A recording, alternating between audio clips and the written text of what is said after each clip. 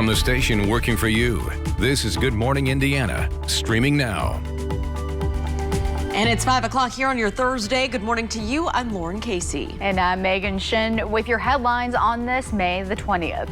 Well, more kids are ending up in foster care and foster families are desperately needed. We take a look into why this increase is happening and how you can help, even if you don't become a foster parent yourself. The North Split construction is causing big problems for some truckers passing through. The confusion that is costing them time and money. And where does Marion County stand with vaccines? The milestones officials are waiting to hit to lift restrictions and their push to young adults to make that happen. But right now, we want to check in on our forecast for this Thursday with our own Todd Clausen. Todd, the warm-up is here, really. You can feel it outside as you step out the door this morning. Yeah, I don't even really think you need a jacket here this morning as you walk out the door. Temperatures are in the 60s and 70s. We're off to a very mild start, and then we're going to result in a really warm finish later on this afternoon. Skies are partly to mostly cloudy. No rain out there this morning, though. That is the good news for us. And temperatures this morning are in the 60s, as we mentioned. 62 in Kokomo as well as Bloomington. Indianapolis at 66 degrees. There's been a few sprinkles right along the state line with Illinois, but you can see they're really fading away at this hour as well. And the main rain and storm track has been off to our west throughout the past couple days. And we've been getting the clouds spilling over here into central Indiana, but that's really been just about it. As we go throughout the day today, we'll have to kind of thin those clouds out once again throughout the day. And that's what's been kind of the issue for us here the past couple mornings. We have the clouds, and then you start to see more and more in the way of sunshine as the sun gets higher above the horizon. And that's what's going to happen today. As a result, temperatures are going to be going from the 60s through the 70s really quick. We're probably right around 80 degrees already by the time we get to the noon hour. High temperatures today anywhere between about 83 and 86 degrees. And then even this evening, temperatures stay in the 80s. Once we get into the 80s for highs later on this afternoon, we're going to stay there throughout the entire rest of the week and the weekend. More on that forecast in just a few minutes, Lauren. All right, Todd, thanks so much. Let's take a look right here just west of the South Split. This is I-70 at West Street, and you can see traffic there is traveling up to speed. This is right as you're heading into the South Split, and so you have to make the decision. Are you going to continue northbound on 65? That's that middle part of your screen. You can only go up to Washington Street due to the closure at the North Split. You can also continue southbound on I-65 to the south side, or you can take local traffic and get off there Illinois and Meridian Street. So just be aware of that. Sometimes drivers do a last-minute lane change, so just use caution as you head through that area. Megan? Oh, I saw it right there. Always plan ahead. Right. Thanks, Lauren. Well, it's a need that is increasing since the pandemic began. Foster care families are in higher demand now, Lauren. Yeah, right here in Indiana, 15,000 kids a year go into the foster care system, and we're learning that a majority of the need is right here in Marion County. WRTV's Kelsey Anderson speaks with one local agency asking those who are able to open their homes to these kids. Good morning, Kelsey.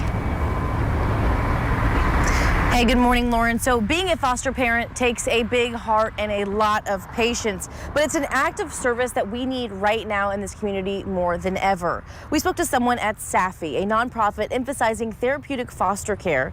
Leading foster parent recruiter Samantha Hasty notes every week the agency gets 100 calls from Marion County placements. She says by the time they get through all the homes, there are still at least 6 kids that need a bed to sleep in. Hasty said, what happens to those 6 kids is they end up in a group home, a shelter of sorts, where they don't actually get a good placement, right? They're not getting the care, the intentional effort looked at them. Hasty says 2/3 of the time, children in Indiana's foster system are reunified, which is the ultimate goal. But there's still a third that need those forever homes. Now, you don't have to be a foster parent to be in foster care. And all next week on Good Morning Indiana, I'm going to be working for youth, telling you those stories of those children and how you can help, even if it doesn't mean opening your home to those kids. Reporting live, Kelsey Anderson, WRTV. Kelsey, thank you. It is 5:04 this morning. We are seeing some of the challenges the I-65 North Split construction is causing for truckers. This 18-wheeler got stuck in downtown last night. You can see the video right right there. The driver, Jerry Gonzalez, says that he's hauling freight for Amazon from Kansas to New Hampshire. As he reached Indianapolis, he had to get off the highway because of that North Split closure and project, and he ended up on downtown streets, and he ran into more road closures and more construction. Gonzalez tried to make a turn from Ohio onto North Delaware, but his trailer got stuck in the intersection since part of Delaware Street is ripped up for repair. It's real bad because there's construction everywhere. I mean, everywhere. I was supposed to be on the interstate, going around, and all of a sudden, I'm in this downtown. It just lured me in downtown, and here I am. But the traffic was the one that kind of like pushed me, because they won't give in. So I didn't want to back up and run over somebody, so I had no choice but to go forward. Well, the wrecker had to come dislodge this truck. Gonzalez says that he's lost money since he had to pay for the wrecker, and this incident has delayed his delivery schedule. Megan. Sticky situation. Time now is 5:05. Turning now to the COVID-19's impact on the Hoosier State. Here's a look at the latest numbers. The State Department of Health reporting 819 new cases. That's a jump from the numbers we saw earlier this week. 12 new deaths were also reported. More than 2.3 million Hoosiers have been vaccinated so far. In Marion County, health leaders say they will recommend fully reopening the community. That's once the county reaches a vaccination rate of 50% and fewer than 100 new COVID cases per day. So in order to reach those milestones, they said younger people will have to do their part as well. According to the latest update, only around 21% of Hoosiers between the ages of 25 and 29 are vaccinated statewide. As of this morning, no age group under 40 has hit 30%. Shandy Durth, an epidemiologist with IU Health, says that increasing that percentage is crucial to achieving herd immunity. They need to get vaccinated to protect the rest of the community and reach herd immunity, but they also need it to protect themselves. And so I think people need to realize that you can still get sick. COVID is just as bad now as it was a year ago. In Marion County, about half the current COVID-19 cases are in 20 to 39-year-olds. Health officials say Marion County's mask mandate and other pandemic restrictions will likely end June 7th, but that update will have to be approved by the City County Council when they meet that day. At 5:07 new this morning, a warning from the Marion County Public Health Department. Officials say that someone is spoofing its main phone number in an attempt to collect personal information. So that's the type of phone scam where the phone number listed on your caller ID is different than the actual number that the caller is using. The health department says it does not make phone calls threatening to take away your medical benefits. And so right now they're asking you to be cautious. Megan. Time now is 5:07. Amazon is ending its mask mandate for many of its fully vaccinated warehouse workers. This change goes into effect on Monday. It applies to employees in areas without a mask mandate. Amazon officials say eligible workers will have to have a vaccination card to prove that it has been at least 2 weeks since their final dose of the vaccine. The CDC says people who are fully vaccinated do not need to wear masks indoors or outdoors. Amazon says those employees can still wear face coverings if they choose to, though, Lauren. So this morning in Howard County, a Kokomo church will double as a COVID vaccination site. A clinic will operate at a Second Missionary Baptist Church on Apperson Way near Madison Street from 9 to 6 today, Friday and Saturday. The Pfizer vaccine will be available for kids ages 12 to 17. The Johnson & Johnson dose will be offered to adults 18 and older. You can make an appointment online at ourshot.in.gov or by phone. You can call 211, and remember, you can also walk in. And a reminder, this Friday and Saturday, Lucas Oil Stadium will host another mass vaccination clinic. Hoosiers ages 18 and older can get the 1-dose Johnson & Johnson vaccine. They'll also give the 2nd doses of the Moderna shot for those who already received their first at the stadium last month. Patients can walk in from 9 a.m. until 3 p.m.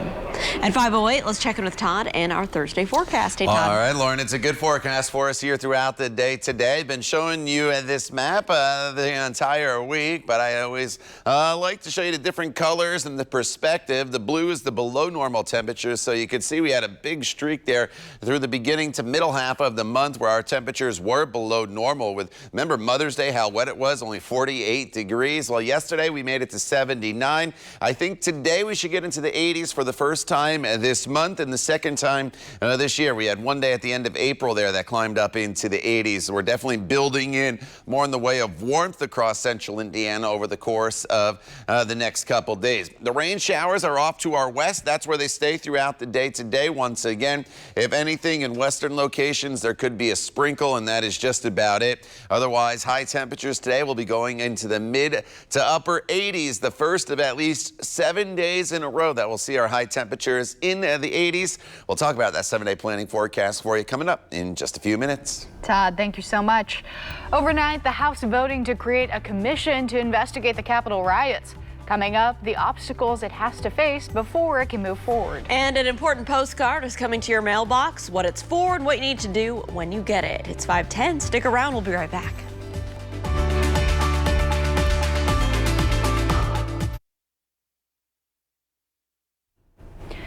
Welcome back. Time now is 5:13. We are following breaking news this morning on the city's northeast side.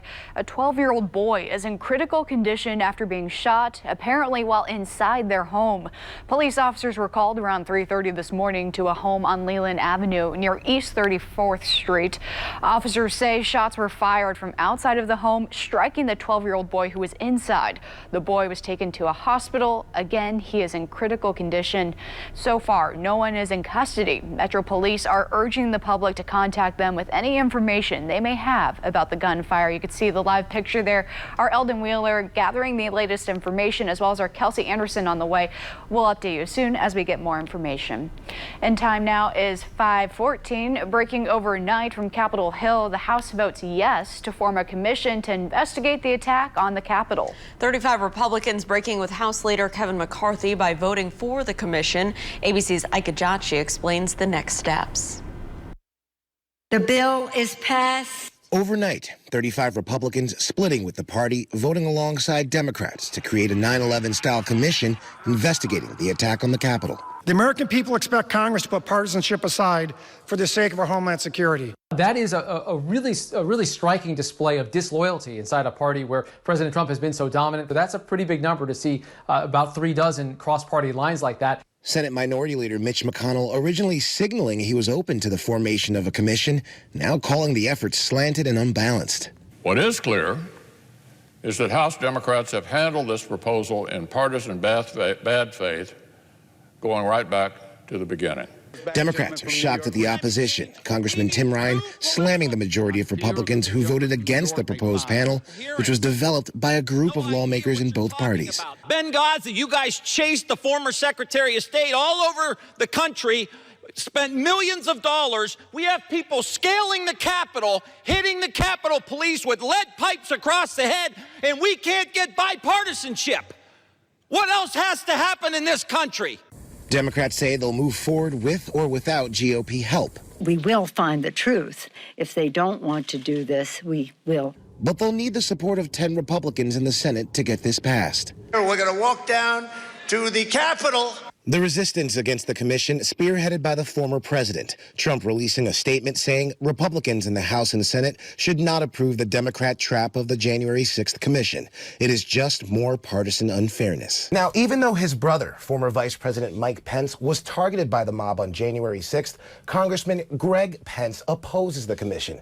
He says it's too partisan. Ike Ajachi, ABC News, Washington.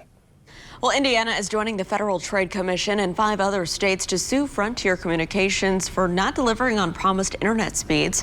The complaint says that thousands of Frontier customers complained of that issue. Several Hoosiers were among those making complaints to Attorney General since 2017.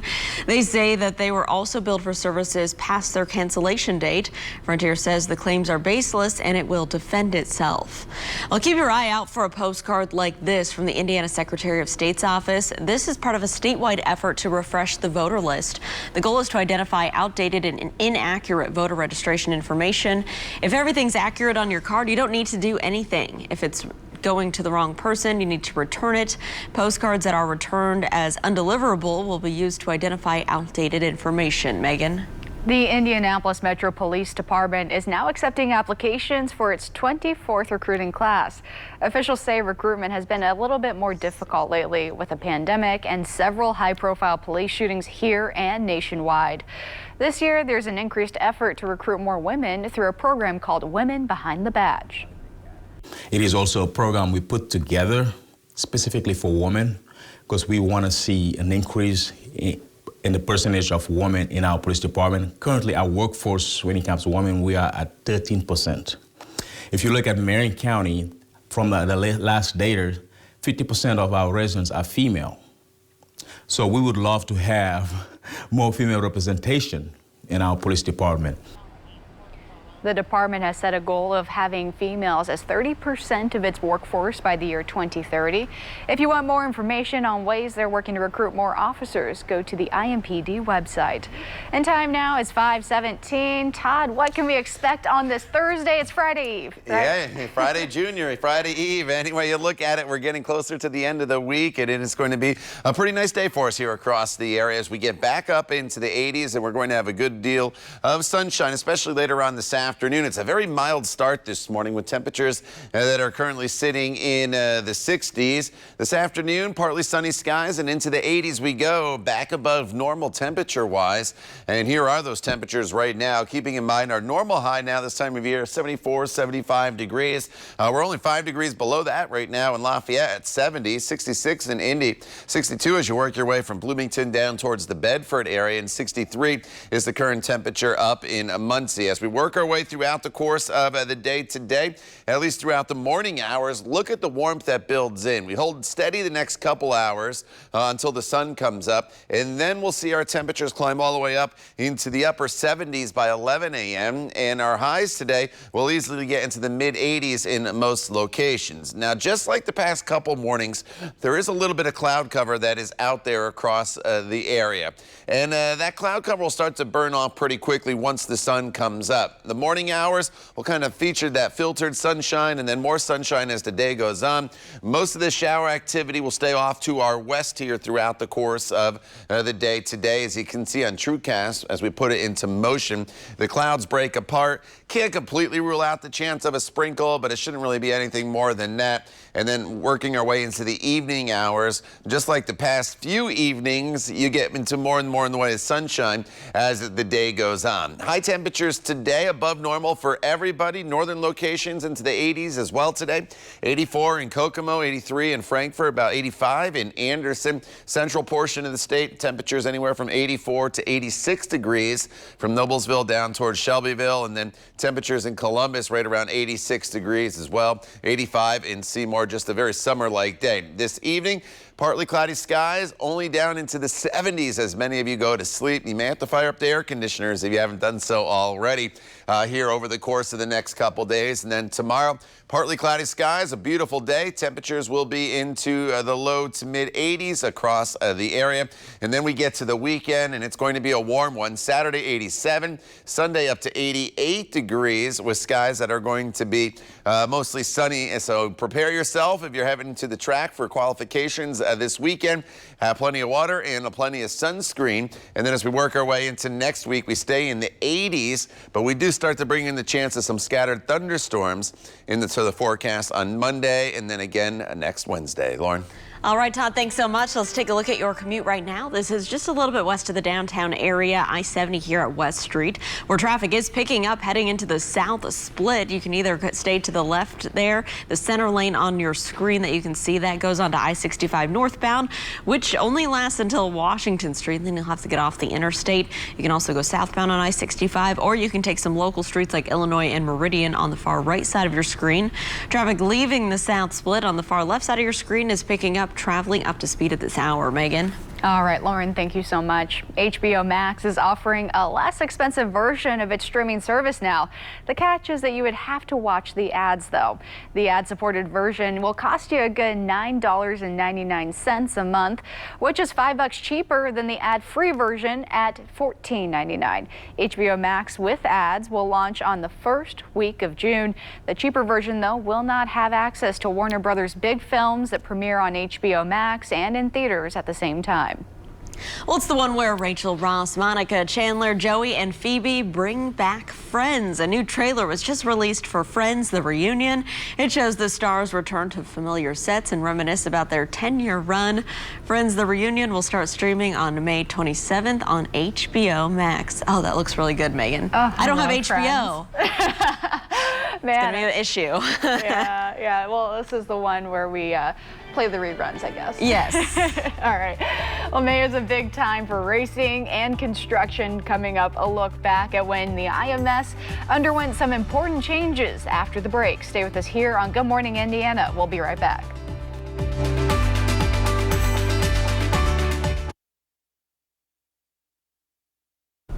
Welcome back. We are now only 10 days away, Lauren, from the 105th running of the Indianapolis 500. I can't believe it. And this morning we are continuing our countdown with a look back at some of the race's biggest moments in history. Former WRTV anchor Jason Fechner takes us back to 1974. Just days ahead of the 1974 Indianapolis 500, relief for Hoosiers and the nation as the oil embargo was lifted and gas started flowing again around Indy. Downtown construction was wrapping up on Market Square Arena, while at the Indianapolis Motor Speedway, construction had dominated as well in the wake of a tragic race in 1973. It was safety over speed in 74 with raised retaining walls, a widened turn 4, and a rebuilt pit entrance. Smaller wings and fuel tanks helped to protect the drivers as well. Last minute, there's the green flag. They're racing at Indianapolis. On the track, the green flag flew from a safer elevated stand on the outside of the main straight, and A.J. Foyt would take the lead by lap 3 as he went for win number 4. But Johnny Rutherford, surging from 25th in his number 3, battled for most of the day. Eventually, Lone Star JR took the lead at lap 142, his wife Betty anxiously listening to the broadcast as Rutherford won his first Indianapolis 500. He'll take the checkered flag. But it wouldn't be his last. All right, thank you, Jason, with that look back. And looking forward, I love watching how the cars have evolved here over the course of the years to where they are right now. Temperatures in the 60s here this morning. We're quickly into the 70s by mid-morning, near 80 degrees already by the noon hour. And then as we transition into the afternoon hours, temperatures will be climbing all the way up into the low to mid-80s. We'll start off with a little bit of a high overcast sky, but within those clouds out as the day goes on. Not expecting anything in the way of rain today, so get out there and enjoy the warmth, the first of several 80-degree days in a row. We'll talk more about your extended forecast and have your latest news headlines coming up when Good Morning Indiana continues here at 5:30.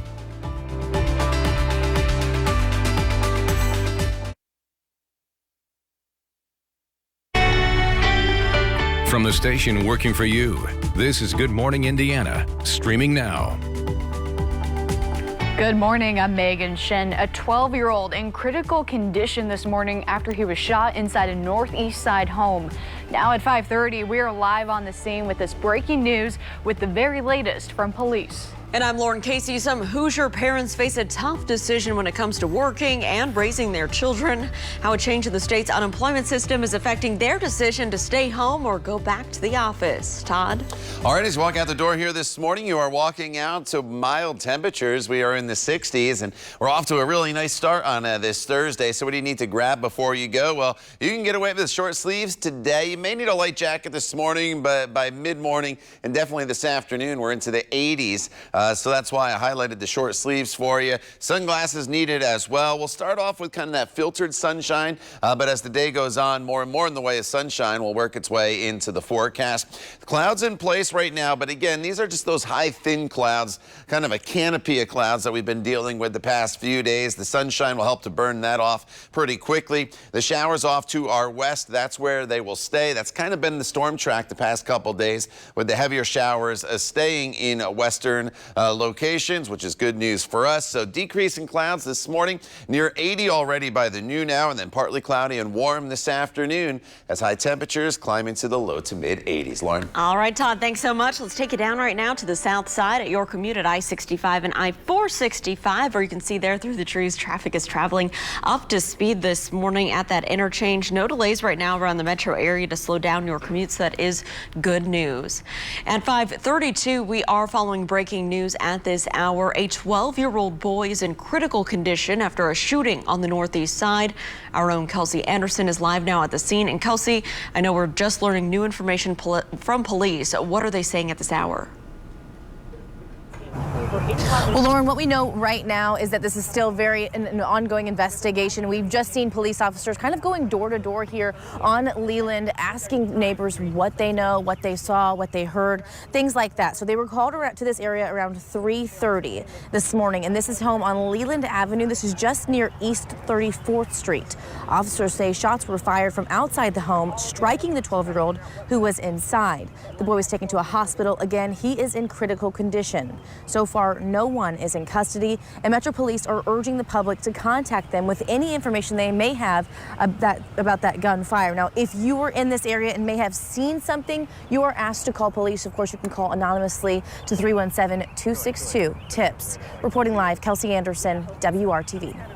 Kelsey, staying on the scene, thank you so much for that information. Time now is 5:33. Some Hoosier families are having to make tough choices as federal unemployment benefits are coming to an end soon. Governor Eric Holcomb says he believes the move will encourage Hoosiers to get back to work. But Annie and Tyler Grush say that's not as simple as he thinks. Along with trying to stay afloat, they're trying to protect their daughter from getting COVID-19.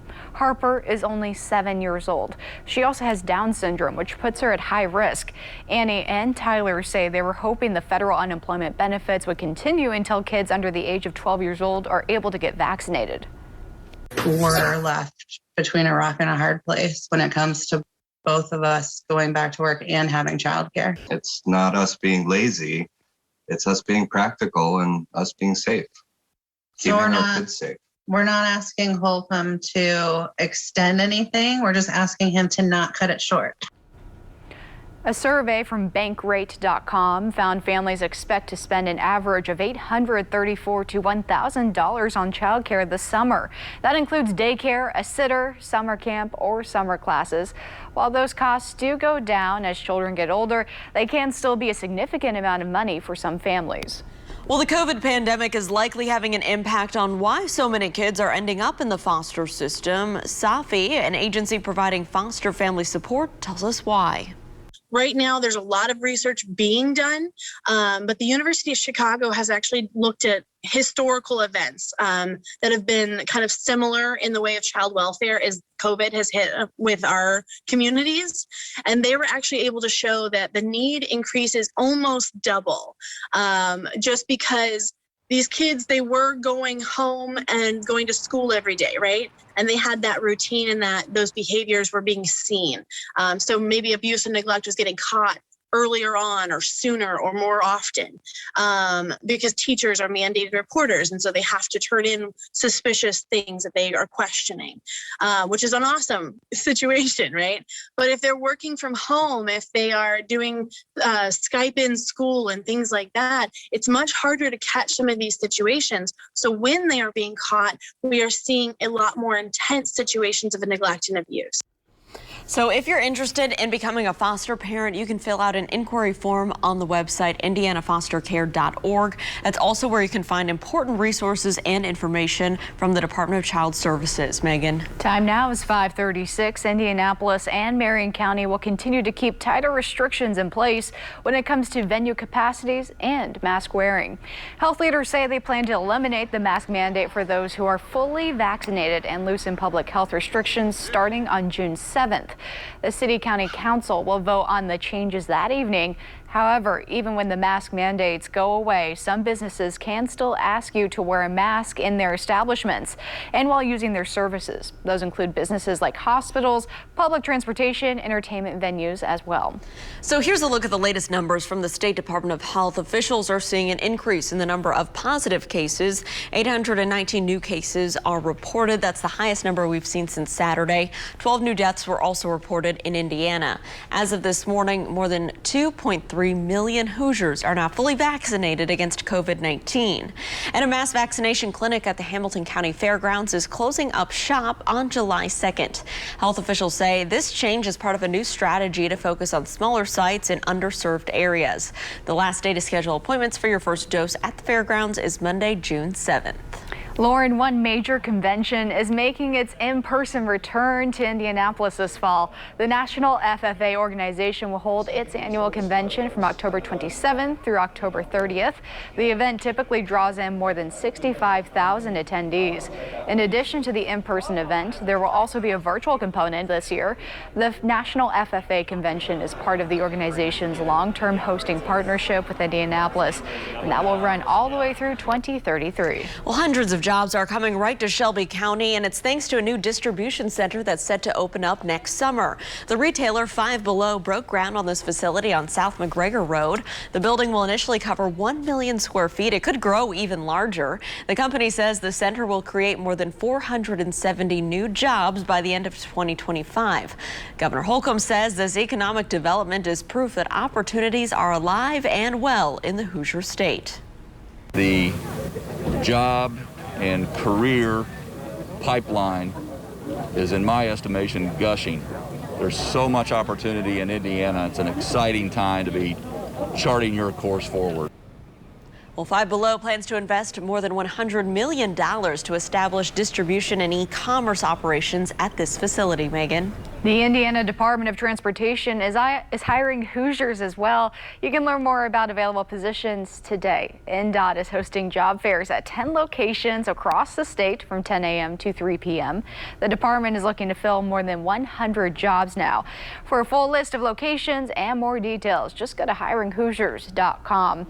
And Todd, I see you have the golfing forecast up behind you. Do you have a tee time today? I do have a tee time, 2:02 later on this afternoon. So I thought, well, since I have a tea time, I better tell everybody the forecast in case you're getting up early or going out later on this afternoon as well to play a little golf. We're in the 60s here this morning. It's a nice mild start. Remember just a few weeks ago we were talking about some frost delays. Not the case here today. 77 if you have a mid-morning noonish tea time, and then temperatures this afternoon will be topping off in the low 80s later on today with warm conditions. So if you are going to be out and about, make sure you have that sunscreen on as well. All the rain showers pretty much today staying off to our west. There could be maybe a stray shower in southern locations this afternoon, but otherwise we are in great shape. And look at this, our average high mid-70s. For the first time in a long time that I can remember, we have our temperatures above normal straight across the board here. We'll be in the mid-80s through the weekend and even into next week. We'll share that with you coming up in your 7-day planning forecast when Good Morning Indiana continues right here on WRTV.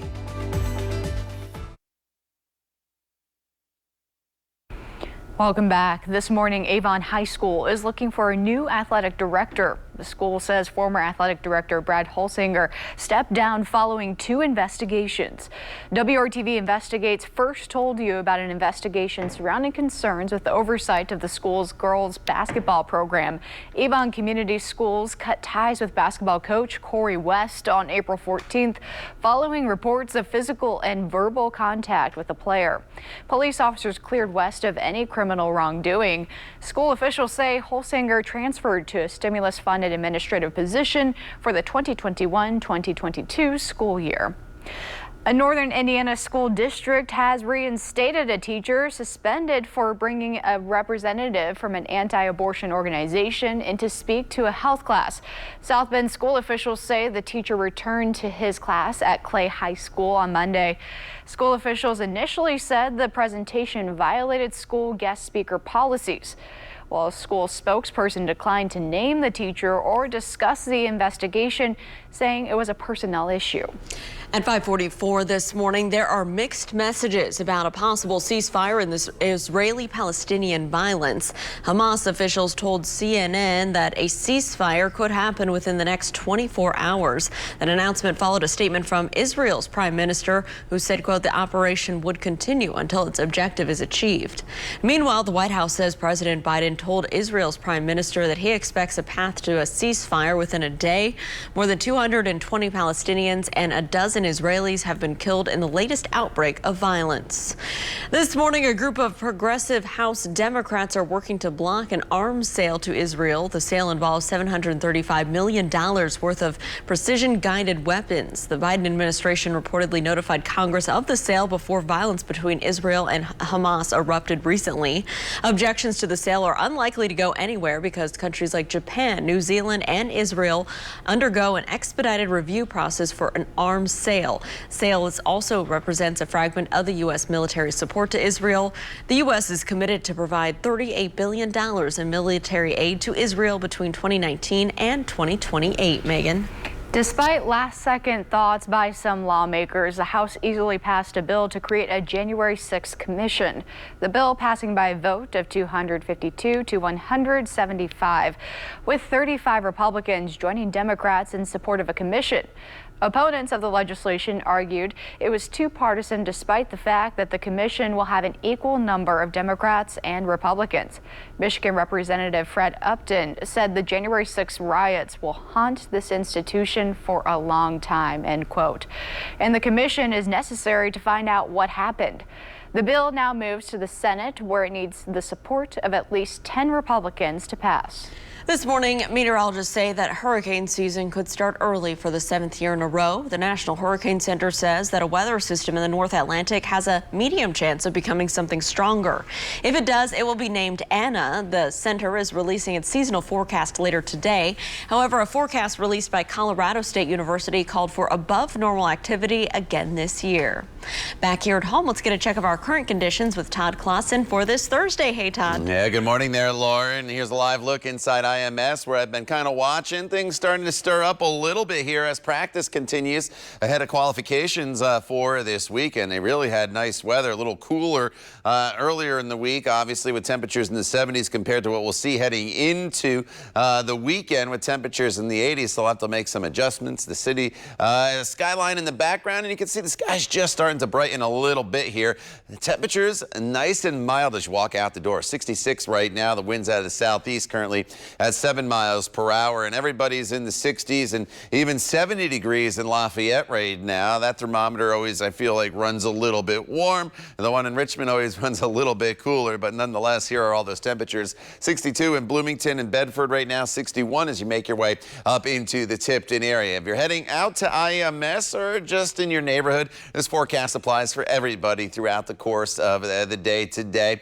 We'll start off mostly cloudy with kind of that high, thin cloud cover that will be out there, and then we'll thin the clouds for some filtered sunshine throughout the day. But even with that little canopy of clouds that we'll have throughout the day today, temperatures still easily climb up into the low 80s. Yesterday we made it to 79, not quite to 80 degrees, obviously, but today we should get there, making this the first day this month that we get to the 80-degree mark. And once we do get there, the 80s are going to stick around. Now, all week long, we've been battling at least a chance of a spot shower or two. Of course, Monday was that really, really wet day. You can kind of throw that out. But as far as the showers go today, once again, most of them stay off to our west. There could be a stray sprinkle that kind of sneaks into the area in southern or western locations, but I really don't think you need to plan on it throughout the day today, as it's more just cloudy than anything for most of us. And then as we continue throughout the afternoon hours, those clouds will thin out for a little more in the way of sunshine as the day goes on. Highs today, how about this? A lot of you have been waiting for temperatures in the 80s, and here we go. Everybody's into the mid-80s later on this afternoon, between 83 and about 87 degrees. This evening, if you have plans, you're just fine. Temperatures will be in the 70s with sunset right around 9 o'clock. Tomorrow, we do it all over again. Partly cloudy skies tomorrow, so a little less in the way of cloud cover, and temperatures back into the 83 to 86 degree range for the day tomorrow. The weekend is the days that we have the potential, I think, for some 90s across the area, especially on Sunday afternoon. Then as we head into Monday, spot storm chance and a high of 86. Lauren. All right, Todd, thanks so much. Let's get a check of traffic this morning. This is I-70 near the Sam Jones Expressway on the west side. You can see traffic is moving along up to speed. Keep in mind, with the North Split closure, the official detour route for I-65 through traffic takes you here on I-70 on the west side. They're trying to keep more traffic off that 465 loop on the south, where things get a little bit more congested during rush hour. Looks like right now everything's traveling up to speed. Megan. Well, it sounds like drivers could use a mental break, right? And it has been a stressful 14 months for everyone. And that's why today more than 1,000 brands, nonprofits, and cultural leaders are urging you to take part in the first ever National Mental Health Action Day. You're encouraged to take time today to check in with yourself, try some self-calming exercises like meditation, or find a therapist if that's right for you. You're also encouraged to check in with loved ones to see how they're doing as well. Organizers say at the heart of this is helping people see mental health as part of our overall health. You can find resources at mentalhealthishealth.us.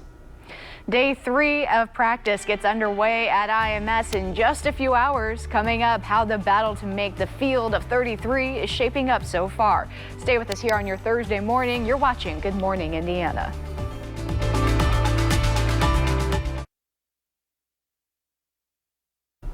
Welcome back. A little later this morning, day 3 of Indy 500 practice gets underway at 16th and Georgetown Road. Our Brad Brown takes a look back at a busy day 2. Day 2 of practice in the books here at the Indianapolis Motor Speedway. More than 2,500 laps are much busier than day 1. Of course, we had some rain delays during that first day of practice. Day 2, though, was all about teamwork. The big teams getting together and working the draft, working race mode, working some laps together. As a matter of fact, there were more than a dozen cars that ran more than 100 laps each today. We saw the Penske guys working together, the Ganassi guys working together, the Andretti guys working together, and they put up some of the top times of the day as well. Scott Dixon, in fact, had the fast lap here on day number 2. 226 plus miles an hour. Ganassi had 4 cars, all 4 of their cars in the top 8. Ed Carpenter, though, with his guys, Connor Daly and Ed himself up there at the top of the chart as well. What about the Penske guys, though? Simon Pagenaud, the 2019 Indy 500 champ, had a chance to lead his crew around here for several circuits today, and they like what they've got so far. As everybody knows in Indy, the temperature plays a big role in how the race car is going to be. The hotter, the more difficult it is. So today is not really warm, so you're really checking the things that you learned in the wind tunnel, and you try to correlate with the on-track. That's what we're doing today. We'll work on the race car and trying to make it good in traffic the next few days, and obviously we're going to focus a lot on qualifying this year as well. Some great news out of another race coming up later this season. The Nashville Music City Grand Prix will take place the first weekend of August, and they're going to honor former USAC champion Brian Clausen with their P1 award. Honoring that today with the Clausen family and members of the Nashville race here at the Speedway to talk about the big event that's coming up. It's going to be a huge festival down there as they get set to host one of the most anticipated races of the season, and now one of sprint car, midget car racing's great champions. He started the 500 here 6 times. We'll be honoring the pole winner down in Nashville coming up in August. I think my biggest fear when we lost Brian was that, people were going to forget about him at some point. And, I make it my life's mission to make sure that nobody forgets who Brian Clausen is or was. And so to see this 5 years later happening is incredible. I've always said the racing community is a community unlike any other. And I think this just proves that, they're always willing to support and rally around their people. And we also got to look at the program art for this year's Indy 500. It features drawings of all three 4-time winners. A.J. Foyt, Al Unser, Rick Mears was drawn by none other than 3-time Indy 500 champ Johnny Rutherford. Does some dabbling as an artist in his spare time. Amaya Mims from the IMS graphics department helped put that together. Great piece of Indy 500 history. It's available on the IMS website. You can also get it here at the Speedway if you're here for any of the practice days or all the way up to race day on May 30th. A neat piece of month of May right here. Practice continues on Thursday, noon to 6, and we're going to crank it up with some more horsepower on Fast Friday, working our way toward qualifying this weekend. We'll see you back here again soon. Brad Brown, WRTV Trackside. All right, they're turning up the horsepower at the track. We're turning up the temperatures a little bit here today and in the coming days as we will climb up into the 80s. We're in the 60s right now with a mainly dry radar out there. There's a few sprinkles in far northwest Indiana. Otherwise, 85 degrees today, partly cloudy skies. Get out and enjoy a very summer-like day. More 80s on the way. More on that forecast coming up when Good Morning Indiana continues right here on WRTV.